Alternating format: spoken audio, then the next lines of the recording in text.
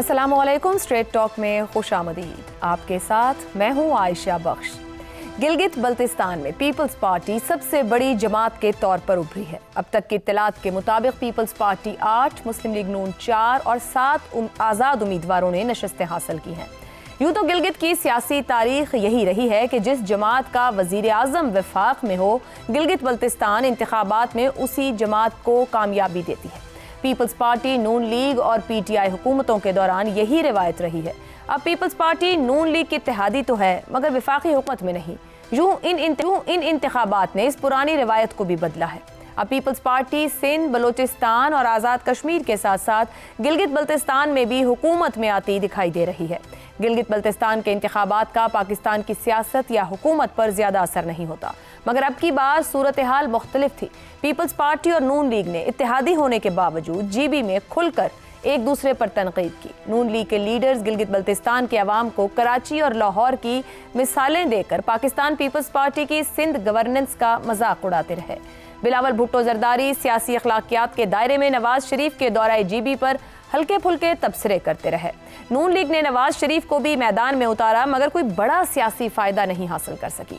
GB इंतखाबात को इस मरतबा विफाकी सियासत के साथ इसलिए जोड़कर देखा जा रहा था क्योंकि नून लीग और पीपल्स पार्टी के दरमियान बजट के मौके पर बहुत से माशी, सियासी और आइनी मामलात पर इख्तलाफात की खबरें ज़बान आम हैं। बिलावल भुट्टो ने भी इन मामलात को अपनी इंतखाबी मुहिम का हिस्सा बनाया। यही वजह है इस बार गिलगित बल्तिस्तान इंतखाबात के जरिए पाकिस्तान पीपल्स पार्टी और नून लीग के इत्तेहाद और सियासी रिश्ते भी कहीं ना कहीं स्टेक पर लगे हुए थे। अब गिलगित बल्तिस्तान के नताइज बहुत से सवालात को भी जन्म दे रहे हैं। क्या सियासी रवायात के बरक्स इंतखाबी नताइज मुस्लिम लीग के लिए कोई सियासी पैगाम लिए हुए हैं? क्या पाकिस्तान पीपल्स पार्टी माशी और आइनी मामलात पर जिस तरह की पॉलिटिकल पोस्चरिंग कर रही थी, इन इंतखाबी नताइज के बाद अब ऐसा नहीं करेगी? सदारती ओहदा, सेनेट चेयरमैनशिप, सिंध, बलोचिस्तान, आज़ाद कश्मीर और गिलगित बल्तिस्तान की हुकूमतें, पंजाब और खैबर पख्तूनख्वा की गवर्नरशिप, ये तमाम ओहदे पाकिस्तान पीपल्स पार्टी के पास होने का क्या ये मतलब लिया जा सकता है कि मौजूदा निज़ाम के लिए 2029 तक रावी चैन ही चैन लिखता है? अगर ऐसा ही है तो क्या पाकिस्तान पीपल्स पार्टी को 28वीं तरमीम के बुनियादी निकात पर भी कोई इख्तिलाफ नहीं रहेगा? और अगर पाकिस्तान पीपल्स पार्टी को इख्तिलाफ हुआ भी तो क्या इस सिस्टम को चैलेंज करने का सियासी रिस्क लेगी इतने ज़्यादा स्टेक्स हों? सादा अल्फाज में पूछें तो गिलगित बल्तिस्तान के इंतखाबात क्या पाकिस्तान की सियासत पर भी असरअंदाज होने जा रहे हैं या नहीं? इन्हीं सवालों के जवाब तलाश करेंगे। पैनल में हमारे साथ हैं शहजाद चौधरी, ज़ैगम खान, रज़ा रूमी और हसन निसार साहब। प्रोग्राम का सवाल आप सभी के लिए। गिलगित बल्तिस्तान इंतखाबात, पाकिस्तान पीपल्स पार्टी की अक्सरियत, नून लीग पीछे, बलोचिस्तान, सिंध, आज़ाद कश्मीर और अब गिलगित बल्तिस्तान। नून लीग के लिए सियासी पैगाम या निज़ाम के तसलसल के लिए सियासी तवाज़ुन की ज़रूरत? शहजाद चौधरी साहब, इंतखाबात और इसके नताइज हमारे यहाँ एक ऐसा मामला है जिस पर ना किसी की तसल्ली होती है ना यकीन आता है। 24 घंटे करीबन हो गए हैं, अभी तक 24 हलकों के मुकम्मल नताइज उस तरीके से सामने तो नहीं आ सके। एतराज़ात भी मौजूद हैं और सवालात भी उठ रहे हैं, मगर ये जो पाकिस्तान पीपल्स पार्टी और नून लीग का सियासी रिश्ता है इस वक्त, ये नताइज क्या पैगाम दे रहे हैं? नून लीग के लिए कोई सियासी या किसी हमें एक पोलिटिकल स्टेबिलिटी की ज़रूरत है या बैलेंस की ज़रूरत है, इसलिए ये नताइज इस किस्म के हैं? आयशा, आपकी इजाज़त के साथ पैगाम और तवाज़ुन, इन दोनों चीज़ों को छोड़ते हुए, क्योंकि मेरे ख्याल में फ़िलहाल इन दोनों चीज़ों को कोई ख़तरा नहीं है। अच्छा, ज़रूरी जो चीज़ है जिस पे हमें गौर करना चाहिए वो जीबी गिलगित बल्तिस्तान वो पैगाम दे रहा है पूरे पाकिस्तान को कि मुझे अब एक इजाफी इलाका, इजाफी एक रीजन समझना बंद कर दो। अब मेरी अपनी हैसियत को मुसलमा है उसको कबूल कर लो और मुझे वो हैसियत दो जो कि तुमने बाकी पाकिस्तान को हैसियत दी हुई है।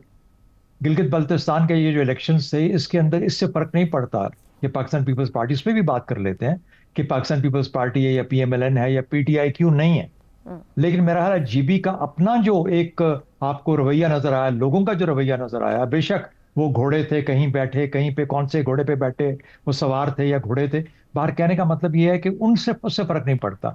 जो लोगों की एंगेजमेंट थी, लोगों की एंगेजमेंट, और हम अभी की बात ना करें सिलेक्शन की, इससे 3-4 माह पहले चले जाएं, 5-6 महीने पीछे चले जाएं, वो जो एक रवैया था वो आपका पैगाम दे रहा है कि अब हम इस तरह की एक अजाफी हैसियत के अंदर जिंदगी गुजारने को तैयार नहीं। यही पैगाम इंसिडेंटली आपको आज़ाद जम्मू कश्मीर भी दे रहा है। तो मेरा अपना ख्याल ये है کہ ریاست کا جو اسٹرکچر ہے اس کے اوپر زیادہ دھیان دینے کی ضرورت ہے. ان دونوں ریجنز کو, ان دونوں علاقوں کو ہمیں ریگولرائز کر کے صوبوں کا درجہ دے کے پاکستان کے ساتھ ملانا چاہیے, اور اس کے بارے میں بعد میں بات کی جا سکتی ہے کہ اس کے اثرات کیا ہوں گے, کشمیر کو کیا ہوگا, یہ وہ وغیرہ. اب میرا خیال ہے ان کے اوپر کافی اب تھوڑا سا اپنا دماغ کھولنے کی ضرورت ہے.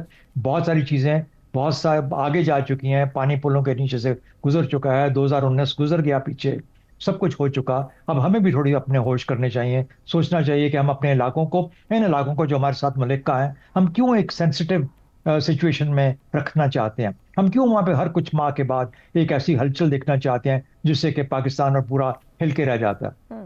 ایک تو یہ بات ہوگی. دوسری بات, جو پی ٹی آئی نے پچھلی مرتبہ 20 یا کتنی سیٹیں لی تھی 24 میں سے, یا جو 16 یا آئی تھنک ان کی سیٹیں تھی یا کتنی تھی, وہ کہاں گئے وہ لوگ جو تھے, وہ کیا انہوں نے اپنے اور گھوڑوں پہ سوار ہو گئے یا سوار بدلے, یا کیا ہوا ان کے ساتھ؟ وہ پی ٹی آئی کے لوگ کہاں ہیں؟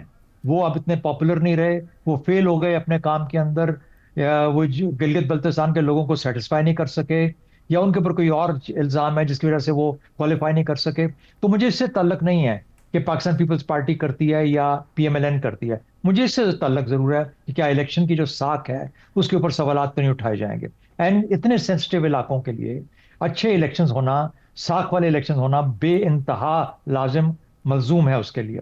اور اگر اس کے اندر بھی سوالات اٹھتے ہیں, ابھی آپ نے ذکر کیا کہ اس کی ریٹرنز ابھی تک نہیں آئیں اور پتہ نہیں اتنے ہلکے اور ہیں جن کا کام نہیں ہوا, تو اس طرح کی چیزیں جب آتی ہیں تو پھر سوالات کھڑے ہونا شروع ہو جاتے ہیں. تو میرا خیال ہے میرے پاکستان کا مسئلہ ہے, جی بی کا نہیں ہے. جی بی نے ایک پیغام دیا ہے جو پاکستان کو سمجھنے کی ضرورت ہے, اور اس کی میں نے 2-3 چیزیں آپ سے عرض کی شہزاد ہیں. صاحب میرا قطع خیال ہے کلامی کہ کی معذرت, آپ جی بی سے جس پیغام کی بات کر رہے ہیں, ظاہری بات ہے سیاسی پیغام ہی ہے. اگر الیکشن ہوا ہے, جو بھی پیغام آ رہا ہے, کیا پاکستان کی سیاست پر اس پیغام کا اثر آئے گا؟ کوئی پاکستان کے پولیٹیکل ہرگز, سٹرکچر جو آپ کا سوال ہے اس پہ کوئی اثر نہیں آئے گا. جو آپ کا سوال ہے میں اس سوال کا بھی جواب دیتا ہوں.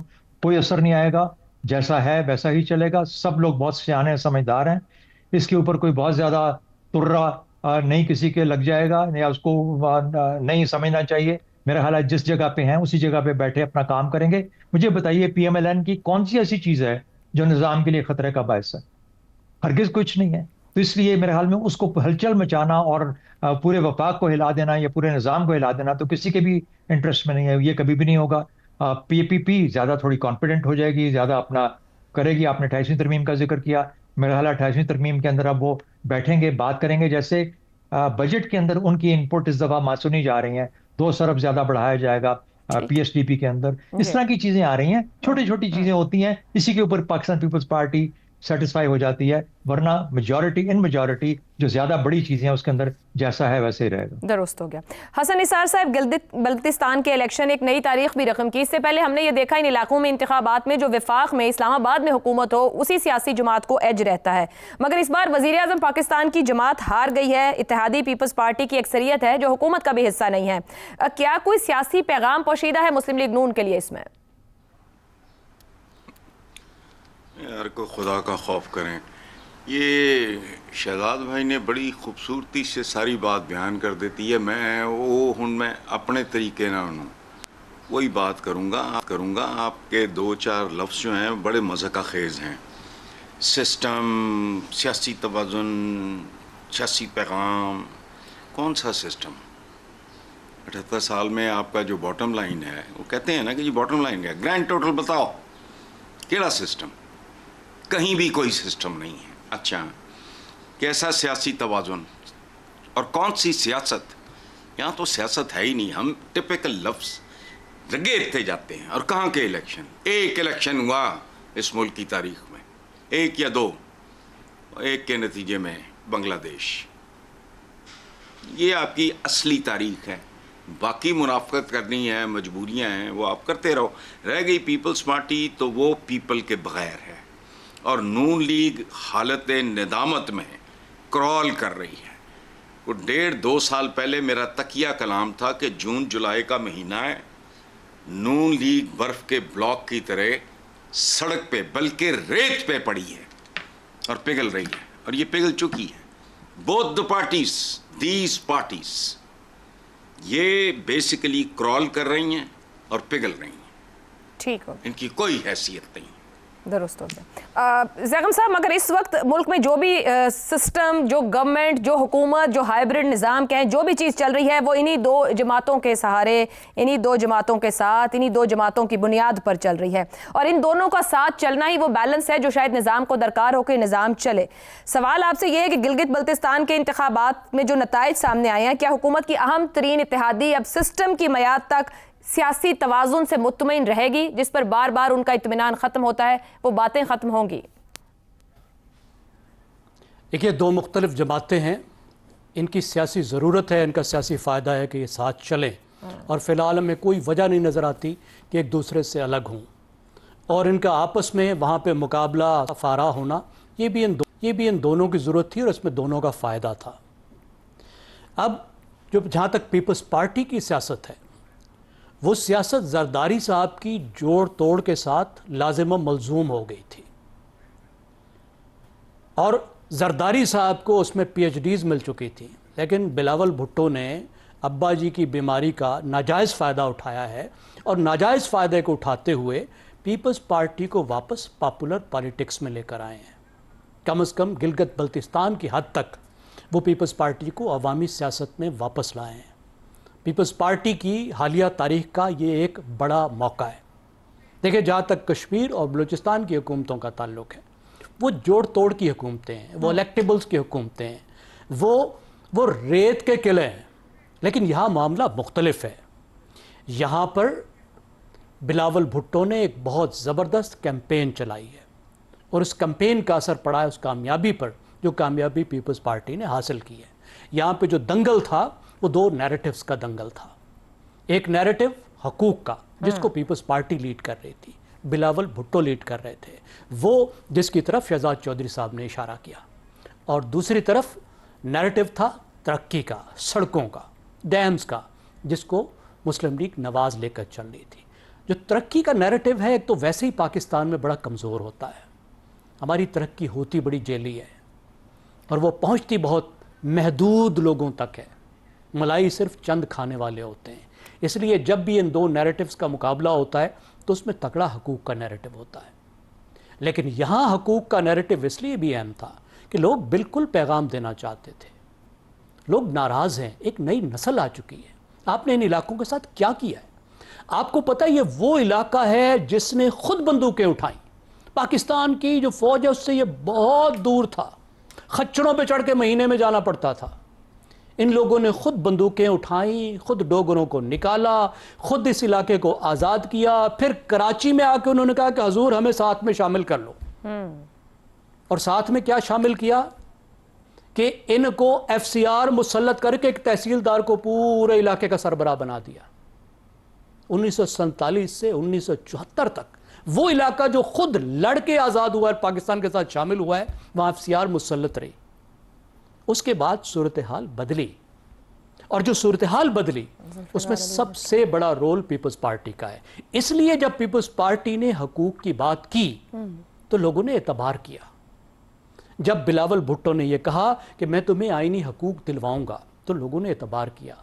جب اس نے کہا کہ 18ویں ترمیم تم لوگوں تک بھی پہنچے گی، جب اس نے کہا تمہیں ملکیتی حقوق ملیں گے، یہ جو ڈوگرا زمینیں کہلاتی ہیں یہ تمہاری زمینیں ہیں، تمہیں پاکستان کا حصہ بنایا جائے گا، تو ان سب باتوں پہ کیوں اعتبار کیا؟ اس لیے اعتبار کیا کہ پیپلز پارٹی کی اس علاقے کے ساتھ ایک ہسٹری ہے۔ ہسٹری یہ ہے کہ 1974 میں جو میں عرض کر رہا ہوں، جو وہ شاہی چل رہی تھی، وہ جو جاگیرداری نظام وہاں مسلط تھا، راجگاری نظام مسلط تھا، وہاں پہ ایف سی آر تھا، بھٹو نے اس کو ختم کیا۔ پھر اس کے بعد کوئی تبدیلی آئی تو وہ بے نظیر نے کی کہ اس علاقے میں پہلی دفعہ یہاں کی علاقائی حکومتیں بنائیں۔ پھر اس کے بعد موجودہ صوبائی سٹیٹس بنا تو وہ بھی 2009 میں پیپلز پارٹی نے آ کے بنایا۔ اس لیے حقوق کی سٹرگل کو پیپلز پارٹی نے اس علاقے میں ہمیشہ لیڈ کیا ہے۔ بلاول بھٹو نے بہت سمارٹلی حقوق کے نام پہ یہاں پہ ایک تحریک چلائی، اور لوگوں نے ووٹ دیا، اور لوگوں نے آواز اٹھائی، اور لوگ چاہتے ہیں کہ یہ جو پاکستان میں بہت بڑی مصیبت ہے نا ہماری پالیسی کی، کہ تاریخ میں یہ پھنس کر رہ جاتی ہے، حالات کے ساتھ چلتی نہیں ہے، واقعات کے ساتھ چلتی نہیں ہے۔ ابھی تک 1947 کا جو ہمارا مقدمہ ہے کشمیر کا، اس پر ہم آج کی گورننس چلا رہے ہیں۔ ज़ैकब साहब, इसे आप पाकिस्तान पीपल्स पार्टी का पॉलिटिकल गेन कह रहे हैं, क्या इसका असर कोई इस्लामाबाद तक आएगा? आप समझते हैं कोई नताइज हो सकते हैं या नहीं? देखिए, इस्लामाबाद के लिए ये एक पैगाम है। मेरा ख्याल अब इस्लामाबाद में जीबी को एक वकील मिल गया है। ठीक हो गया। यानी जीबी अब पीपल्स पार्टी ने जो वादे किए हैं उन वादों पर लेकर आएगी ना, और पीपल्स पार्टी को इसी तरह कश्मीर की भी वकालत करनी चाहिए। दुरुस्त हो गया। इनकी जो इंटीग्रेशन का अगला मरहला है उसको लेकर चलना चाहिए, दुरुस्त हो और गया। मुस्लिम लीग को सोचना चाहिए कि उसको इतने सेटबैक्स क्यों मिल रहे हैं, ठीक, वो क्यों अवाम की ठीक नुमाइंदगी नहीं कर पा रहे। मगर ये जो सेटबैक्स मिल रहे हैं, इस पर भी शहबाज शरीफ साहब क्या मुतमईन दिखाई देते हैं? रज़ा रूमी साहब, उन्होंने पीपल्स पार्टी को मुबारकबाद दी है। ये पहले वज़ीर आज़म पाकिस्तान है जिनकी जमात नाकाम रही है।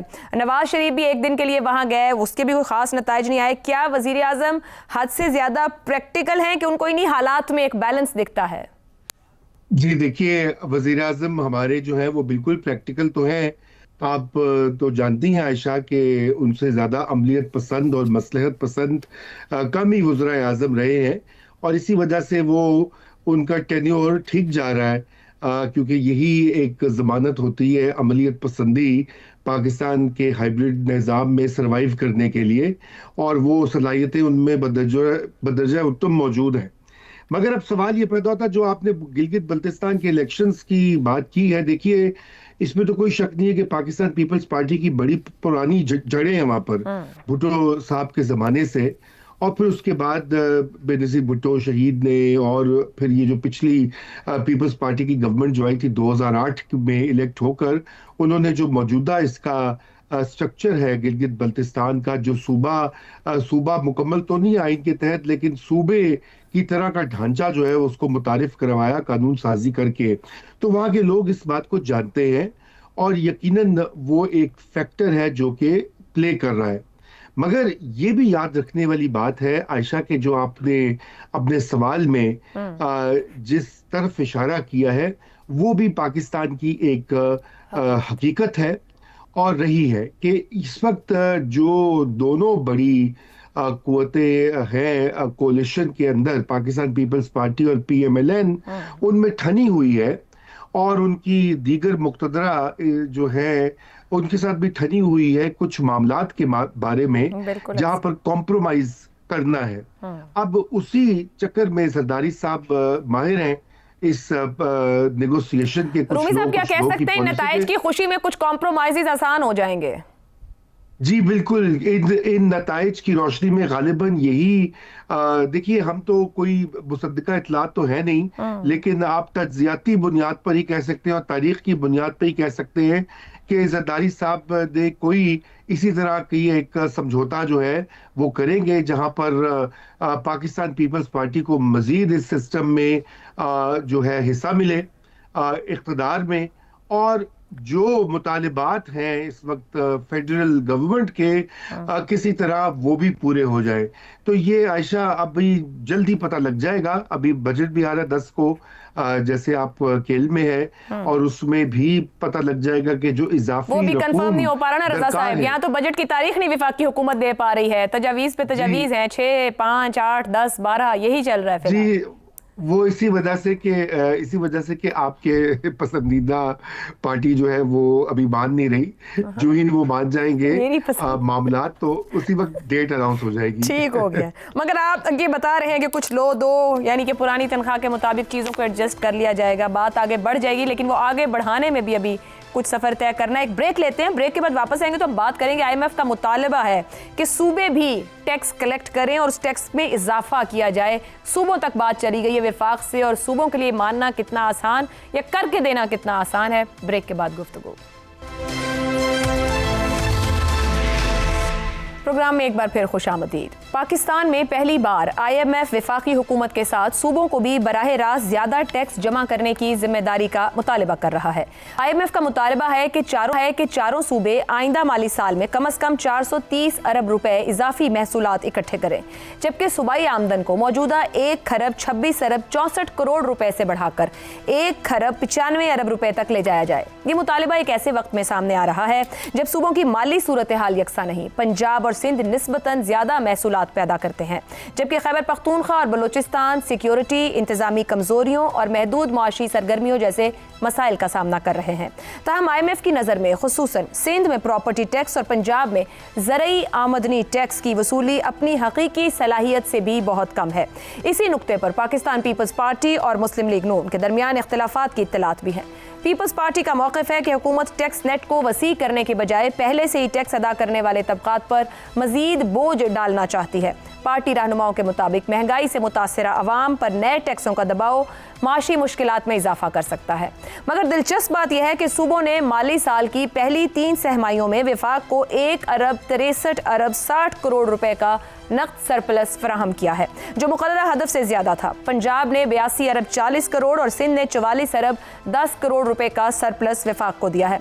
मगर ये कामयाबी बड़ी हद तक तरक्याती अखराजात को कम करने के बायस हुई है। इसके बावजूद असल सवाल यह है कि जब वफाकी हुकूमत खुद मतलूबा टैक्स अहदाफ हासिल नहीं कर पा रही और इस नाकाम है, तो क्या सूबे मजीद टैक्स यानी 430 अरब रुपए इकट्ठा कर पाएंगे? अगर टैक्स नेट में तोसी नहीं होती और बोझ इन्हीं महदूद तबकात पर डाला गया तो यह हदफ महज एक मालियाती ख्वाहिश ही साबित हो सकता है। इसी पर पैनल की राय आपके सामने रखेंगे। सवाल इस तरह से, IMF पहली बार सूबों को भी बराह रास्त टैक्स मिशन पर लगाने का मुतालिबा, जहां विफाक ही हर साल मतलूबा टैक्स इकट्ठा नहीं कर पाता, वहां सूबाई हुकूमतें ये मुश्किल तरीन माशी चैलेंज कैसे पूरा कर सकती हैं? ज़ैगम साहब। आयशा, वो किसी ने चील से पूछा कि तुम भी शाहीन जैसी दिखती हो तो शिकार क्यों नहीं करती? तो उसने कहा कि मैं जब जाती हूँ शिकार के पास तो मेरा हासा निकल जाता है। सूबों की जिम्मेदारी है टैक्स जमा करना। बहुत से टैक्स हैं जो उनके ज़िम्मे हैं, लेकिन सूबों का हासा निकल जाता है, इसलिए कि उनकी जेब में वैसे ही पैसा बहुत है। वो चील ने वैसे ही इतना खा लिया होता है कि वो शिकार क्या करे, तो इनको वैसे ही खाने को इतना मिल जाता है कि इनको शिकार की ज़रूरत पेश नहीं आती। जहाँ से सूबों ने टैक्स जमा करना है वहाँ विफाक टैक्स जमा नहीं कर रहा। जो टैक्स सूबों के ज़िम्मे है वो उसको जमा नहीं करना चाहिए। विफाक ने तो उल्टा लटकाया हुआ इंडस्ट्रीज़ को, प्रोडक्टिव सेक्टर को 60% टैक्स ले रहे हैं, तनख्वाहदारों को 40% टैक्स ले रहे हैं, हर गरीब आदमी से उसकी एक एक चाय की पुड़िया पे टैक्स ले रहे हैं। सूबों के ज़िम्मे है कि वो ज़राअत से टैक्स लें, जो पाकिस्तान की मईशत का चौथाई है, क्या वो ले रहे हैं, जिसमें आड़ती भी शामिल है, ज़रूरी इंडस्ट्रीज़ भी शामिल है। लेकिन 24%, मैंने कहा 1/4 वो सनत का है, आपकी इकानमी का है, और टैक्स 1% से भी उनसे कम ले रहे हैं। इस तरह GST ऑन सर्विसेज बहुत बड़ा एरिया है। आप जो कुछ खरीदते हैं उस पर टैक्स देते हैं, सर्विसेज पे टैक्स लेना उनका काम है, वो नहीं ले रहे। इस तरह लोकल टैक्सेस लेना उनका काम है। देखिए, भारत में जो है वो उनकी रियासतें GDP का 7% टैक्स जमा करती हैं, 7%। पाकिस्तान में 1.5% जमा करते हैं। साहब, क्या हमारे पास स्ट्रक्चर मौजूद है? भारत से बात को ज़राअत का ही लें, पंजाब में लगाया जाए तो ज़रे अजनास की कीमतें क्या फिर एक जैसी रह पाएंगी सूबों में? फिर वो जो हमारी क्रॉस बॉर्डर मामला शुरू हो जाते हैं ज़रे अजनास को लेकर मामला, मतलब हम कोई बैलेंस क्रिएट कर पाएंगे इस चीज़ को भी लेकर? ये और मामला बढ़ेगा, ख़राब होगा, कंट्रोल होगा। आयशा, बहुत आसान सा असूल है टैक्स का कि जिस पर टैक्स बनता है टैक्स आमदनी के हिसाब से बनता है। Totally agreed. उसमें हलाल और हराम सेक्टर नहीं होता। अगर ज़राअत वाले ने 1 लाख रुपया कमाया है महीने का, तो उसने जो टैक्स देना है वही तनख्वाहदार ने देना है, वही कारोबारी ने देना है। ये इनकम पे टैक्स है, आप इस पे फर्क नहीं कर सकते। जो कि जैसी भी जिसकी आमदनी है, और ज़राअत में किसान जो नहीं भर सकता उससे तो नहीं लिया जाएगा, बड़े जिम्मेदार से लिया जाएगा ना। और उसके अलावा आड़ती जो एक दिन में किसान जितना अपना पूरी 6 महीने फसल उगा के कमाता है, आड़ती उतना उसकी फसल से एक दिन में उतना कमा लेता है। ठीक हो गया। आप मुझे बताइए कौन सी मंडी है जहां जिम्मेदारी सूबे की आपके बकौल उसे कलेक्ट करना और देना है। सूबों को जिम्मेदारी, सूबे जब तक अपनी जिम्मेदारी नहीं उठाएंगे, सारा बोझ विफाक पे डालेंगे, ये मुल्क नहीं चलेगा। दुरुस्त हो गया। फंस के रह गए हम वाकई फंस के रह गए हैं। मगर शहजाद चौधरी साहब, अगर रियासत के विफाक का टैक्स निजाम ही नाकिस हो, वो ही रिफॉर्म ना हो पा रहा, सूबों से टैक्स की तवक्को रखना, IMF पाकिस्तान के इतने अहम माशी मसले को नजरअंदाज कर रहा है, या वाकई इस तरीके से वो टैक्स कलेक्ट कर पाएंगे? आयशा, मैं तो ये देखता हूँ कि FBR का जो निज़ाम है जैसा भी है उसको छोड़ दें कि वो इनएफिशिएंट है, एफिशिएंट है, कितना टैक्स जमा करता है या नहीं करता, लेकिन एक पूरे का पूरा उसका एक ऑर्गेनाइजेशन है, और उसका हुजूम देखें उस ऑर्गेनाइजेशन का। वो कहाँ से एक FBR चेयरमैन है, उसके बाद फिर नीचे, फिर वो कहाँ तक ITOs तक जाता है, बीच बीच में कलेक्टर्स आते हैं, deputy collectors, so on and so forth, और हर जगह पे बैठे हुए हैं लोग, वहाँ पे रेवेन्यू भी है, वहाँ पे टैक्स भी है, वो जमा करके पूरी गवर्नमेंट ऑफ पाकिस्तान को जमा कर रहे हैं। ये सिर्फ और सिर्फ एक आपका टैक्स का निज़ाम जो है इस तरीके से चल रहा है। सूबों के पास कौन सा ऐसी ऑर्गेनाइजेशन है जो कि वो इसकी बुनियाद पे टैक्स जमा कर सकते हैं? सूबे के पास क्या है? वो चुंगी जमा कर लेता है, वो एक्साइज वाले जो काम है वो थोड़े बहुत कर लेते हैं, एक्साइज एंड टैक्सेशन वाले। तो ये जो सिनेमा जो होते हैं उनके ऊपर, टिकटों के ऊपर कुछ लगा दिया, छोटा मोटा सेस लगा दिया, तो इस किस्म की चीजें जमा करते हैं। उनको तो आदत ही नहीं है, ना उनका निजाम है, ना उनके पास कैपेबिलिटी है, ना उनके पास सिस्टम है। तो आईएमएफ के कहने से हमारे हरकत और हमारी आदतें नहीं बदलेंगी। बदकिस्मती ये है कि या तो हम अगर करना चाहते हैं तो उस निजाम को करना क्यों चाहिए? करना इसलिए चाहिए कि अगर आपको बीएसपी के लिए अपनी जिम्मेदारी नहीं उठानी, अगर आपको एनएफसी का हिस्सा नहीं देना वफाक को, जो कि जैसे कि कर्ज वाला जो हिस्सा है जिसके ऊपर के प्रिंसिपल के अलावा जो जाता है वो आपने नहीं उसको हिस्सा डालना, डिफेंस में आपने हिस्सा नहीं डालना, तो फिर आपको कोई ना कोई तो अपनी जिम्मेदारी उठानी चाहिए ना। तो सूबों की जिम्मेदारी तो है अपने निजाम को, लेकिन जैसा जैगम साहब कह रहे थे कि उनकी जेबें इतनी भरी हुई हैं, उनको परवाह ही नहीं है। आपने बिल्कुल ठीक कहा, पीएसडीपी इतना कुशन डालते हैं वफाक में भी और सूबों के अंदर भी कि उसी पीएसडीपी को ना खर्च करके उसमें से पैसे बचा के जो जो कमी आती है वो फिर वफाक को वापस भेजते रहते हैं और कहते हैं ये आपने सरप्लस आपको वापस कर दिया। तो वो सरप्लस की रिक्वायरमेंट पीएसडीपी के से खत्म कर, लेकिन अपना काम नहीं कर पाते। पहले ही उनकी ऑर्गेनाइजेशन नहीं है, दूसरी नीयत नहीं होती, और तीसरा क्योंकि वो बिल्कुल साथ साथ बैठे हैं जहां पे उनके हल्के हैं, वो लोगों को तंग नहीं करते कि हम तंग करेंगे तो हमारे वोट खत्म हो जाएंगे। तो सियासी उसके मुहर्रिकात भी हैं, सियासी मुहर्रिकात भी हैं, और निज़ाम में इतनी टैक्स चोरी है कि निज़ाम पर भरोसा मौजूद नहीं है कि इस टैक्स देने के बाद अवाम के लिए कोई फैसिलिटेशन भी है या नहीं। एक ब्रेक के बाद हसन निसार साहब और रज़ा रूमी की राय आपके सामने रखते हैं। प्रोग्राम के आखिरी हिस्से में एक बार फिर खुश आमदीद। हसन निसार साहब, ये जो आईएमएफ मुतालिबा कर रहा है वफाकी हुकूमतों से कि टैक्स को इजाफी हसूल किया जाए, क्या ये सादा सा आइडियल सा मामला है, काबिल अमल है, या ज़रूरत से ज़्यादा मुतालिबा कर दिया गया है सूबों से? देखें, अभी जैगम साहब ने कहा है कि हम फंस कर नहीं रह गए हैं, फंस के रह गए।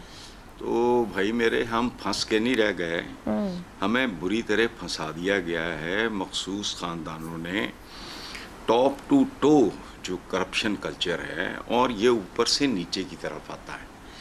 जैसा जहरीला ग्लेशियर होगा वैसा ही जहरीला पानी नीचे तक आएगा। तो इन्होंने तो अवाम का वैसे ही सत्यानाश करके अखलाकी तौर पे, माशी तौर पे, हर एतबार से। अच्छा, ये जो सवाल है आपका, वफाकी हों या सूबाई हुकूमतें कि चैलेंज पूरा कर सकती हैं, ये मुझे बताएं कि आज तक पहले कौन से चैलेंजेस हैं जिनसे ये इन्होंने निपटा है? सर, पानी सर से ऊपर हो गया ना, अभी भी कुछ करना है या नहीं करना? 25 करोड़ से ज्यादा का मुल्क है, नहीं करना, कहीं तो सिस्टम बनाना करना है, हमने तो मुतालबा ही करना होगा। तो मुझे यकीन है आप कर लोगे। इनकी नीयतों में खोट है, इन्नमल माल बिन्नियात। बुनियादी तौर पे देखो, अरबों की करप्शन इस मुल्क में, अब सुर्खी पढ़ता हूं मैं, तफसील में जाता ही नहीं। इतना रूटीन, जिस तरह सांस आता है ना, इसी तरह डेली मेरे पास सारे अखबार आते हैं, मैं सारे पढ़ता हूं। सवाए करप्शन के इस मुल्क में अगर किसी चीज पे जोबन है तो मुझे बताओ। अच्छा, और इसका जिंदा सबूत देखो, बात सुनो, मुल्क रकबे का नाम नहीं होते, मुल्क ना होता है लोगों का। सराय गोभी को क्यों नहीं आप कह देते? अमेज़न के जंगल को क्यों नहीं मुल्क कहते? क्या तकलीफ है? जहां लोग भूखे मर रहे हैं।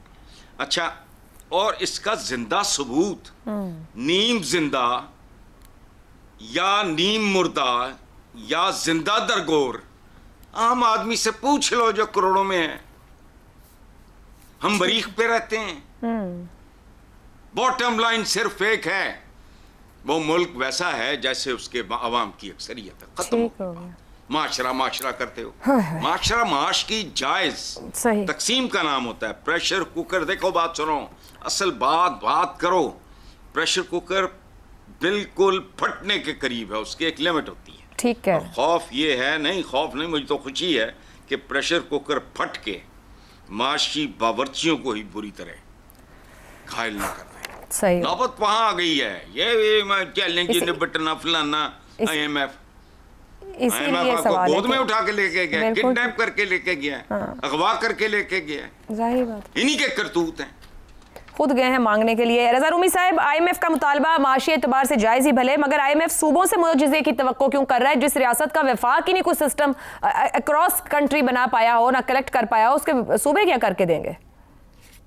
देखिए आयशा, यहाँ पे दो इश्यूज हैं। एक तो ये है कि ये सूबों के पास इख्तियार पहले से ही मौजूद है, और जब 18वीं तरमीम भी हुई थी तो उस वक्त यही कहा जाता था, यही एक उसका फ्रेमवर्क था कि अभी वफाक की जो है वो सूबों का जो हिस्सा है टैक्स शेयर में वो बढ़ाएगा, लेकिन सूबे साथ साथ अपनी रेवेन्यू रेजिंग भी करेंगे और आहिस्ता आहिस्ता। लेकिन जिस तरीके से फॉर्मूला बनाया गया वो एक इंसेंटिव नहीं मिलता सूबों को। वो कह रहे जब हमें पैसे मिल रहे हैं फेडरल पूल से तो हमें क्या ज़रूरत है कि हम मजीद लोगों को अपने खिलाफ करें। और ये सियासी पार्टियां टैक्स, कोई भी सियासी पार्टी होती है, टैक्स लगाने से वो ज़रा गुरेज करते हैं क्योंकि उससे उनकी मकबूलियत पर असर पड़ता है। लेकिन कुछ सेक्टर्स ऐसे हैं, दो अहम सेक्टर्स हैं जो कि बिल्कुल अंडर टैक्स हैं। एक तो ज़रूरी सेक्टर जो है, वहां पर ज़रूरी जो लैंड होल्डिंग है उसके ऊपर टैक्स नहीं है, बल्कि इनकम पे, और इनकम को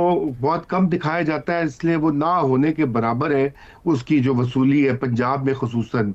तो एक तो ये सूबों को फिल फॉर जो ज़रूरी लैंड होल्डिंग है उसके मुताबिक टैक्स लगाना चाहिए, और दूसरा जो अर्बन प्रॉपर्टी ट्रांसफर्स होती हैं, आपको पता है कि इसमें कितनी हेरा फेरी होती है कि एक मार्केट वैल्यू होती है और एक डीसी का टेबल होता है। तो पहले तो उसमें बहुत ही फर्क होता था, फिर ये डीसी के टेबल्स को रिवाइज करते हैं, लेकिन अभी भी दो तरह के कागज बनते हैं।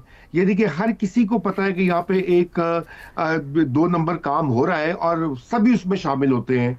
तो असल वैल्यू जो है वो अरबों की, करोड़ों की होती है प्रॉपर्टी की, लेकिन लिखवाया जाता है चंद 1 लाख। तो उससे जो वसूल होता है टैक्स वो बहुत कम होता है। दुनिया भर में अर्बन प्रॉपर्टी टैक्स जो है वो सबसे बड़ी वसूली होती है शहरों में और सब नेशनल लेवल के ऊपर। तो IMF का कहना बिल्कुल ठीक है। अब आपका सवाल ये कि फेडरल लेवल के ऊपर ही काम नहीं कर रहा, तो ये तो बात आपकी ठीक है, लेकिन देखिए इससे पहले कि हम FBR को बहुत बुरा भला कहें, वो कुछ ना कुछ तो कलेक्ट कर रहा है ना, सैकड़ों अरबों की कलेक्शन हो रही है। और अभी मसला जो है वो सिर्फ ये है कि वहाँ के जो करप्शन है और जो लीकेजेस है उसको कैसे प्लग करना है। तो उसी के लिए एक तरीकाकार अपनाना होगा। उसके लिए वो वंस अगेन मैं यही कहूंगा कि उसके लिए आपको एक कंसेंसस बनाना होगा तमाम पॉलिटिकल पार्टीज के साथ मिलकर और एस्टेब्लिशमेंट के साथ मिलके कि अगले 10 साल में कैसे हमने इसको बदलना है। कहा जाए कि एक नीयत बनानी होगी, तभी जाके टैक्स कलेक्ट करना और टैक्स चोरी को रोका जाना जरूरी है। प्रोग्राम से इतना ही, इजाजत दीजिए, अल्लाह हाफ़िज़।